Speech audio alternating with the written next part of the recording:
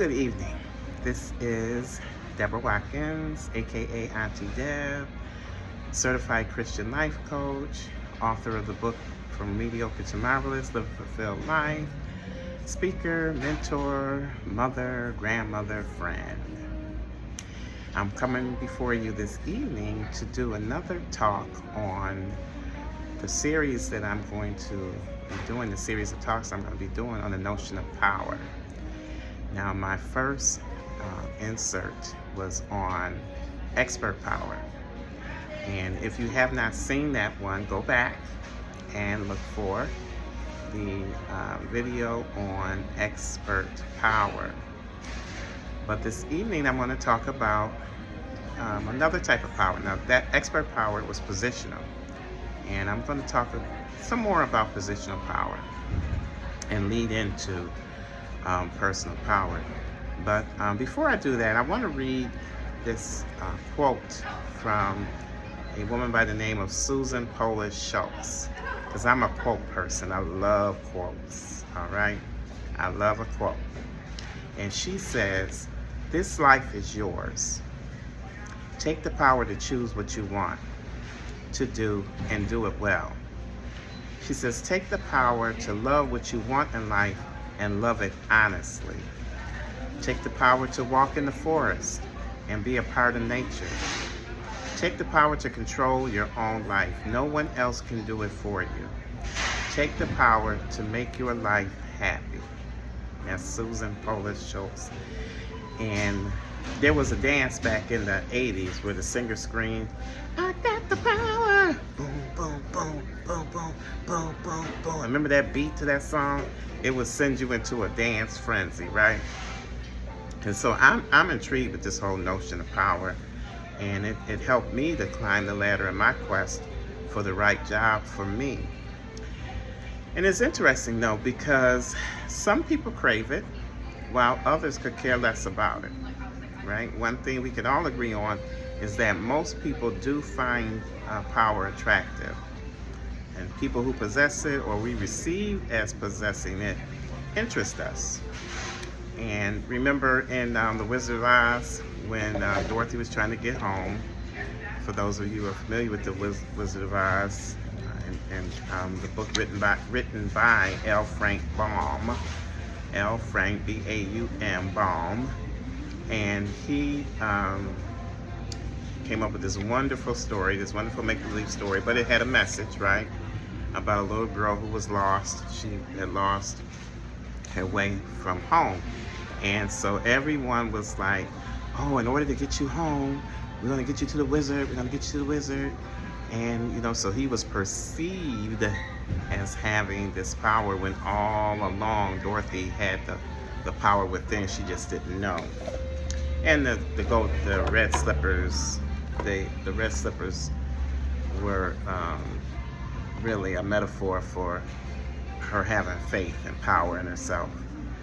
So what I want to talk about, though, is informational power and connection power. And I want to talk about those two because I think they're a little connected. They're different, but they are connected. And so we know with informational power, this is having information that other people don't have. Facts and figures and numbers. And it used to be more powerful than it is now because we live in the information age. So you're able to get your information now. You can Google, you can chat, GTP, you can do all types of research and get information that you need, and that's a beautiful thing.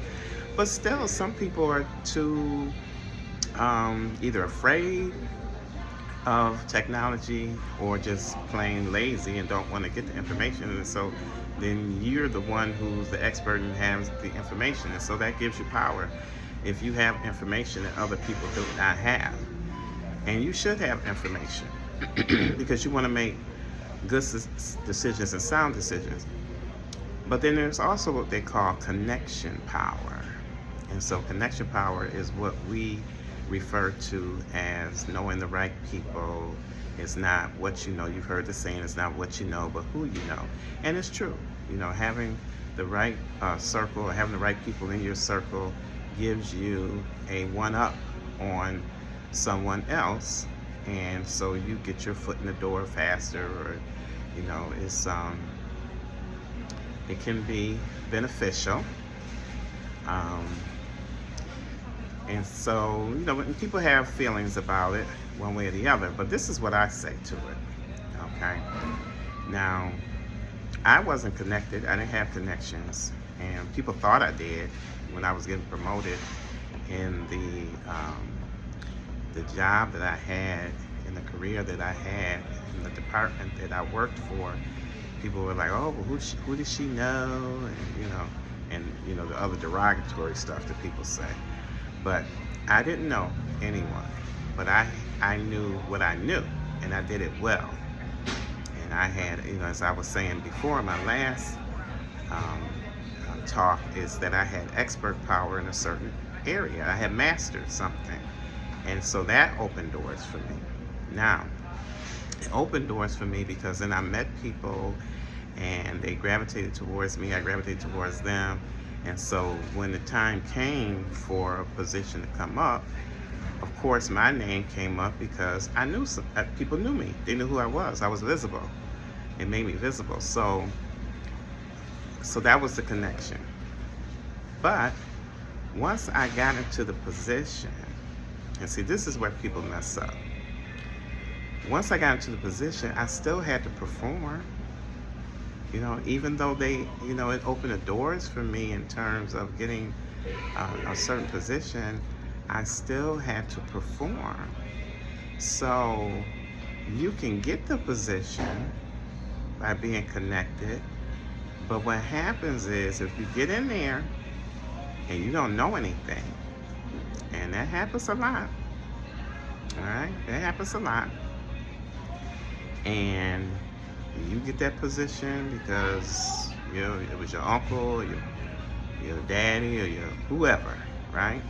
And then you get in there and you don't perform, you're going to have a miserable time at your job because people are not going to respect you. They realize you got in there because of who you know. They're going to give you a hard time. I'm just telling you what really happens in the real world, okay? I know what textbooks say and all that thing. I'm just telling you what happens in the real world. So what happens in the real world is that there might have been somebody who was better qualified, way more qualified than you were, had years on the job, and they did exceptional work, and then here you come through the door because of who you know, and then you get the job, and then you don't know anything. And then they'll tell people, "Oh, will you train so-and-so and such in this job?" They may not. I don't know. It's best to know. It's best to know what you know and not to get in those positions. There's nothing wrong with being connected, but if you're going to be connected and get into a position, know the job or catch on quick. All right? If not, it's probably you're going to get exposed. So one way or the other, you're going to be miserable, you're going to get exposed. There's a whole lot of things that may happen as a result of that. And we see it happening right now. And and you see what happens when somebody gets in there that in a position that they're clearly not qualified for, and the chaos that it brings. All right, I'm not gonna mention any names. So anyway, it was good talking to you. Again, I was talking tonight about informational and connection power. And those are positional power. That's positional power. All right. Bye-bye.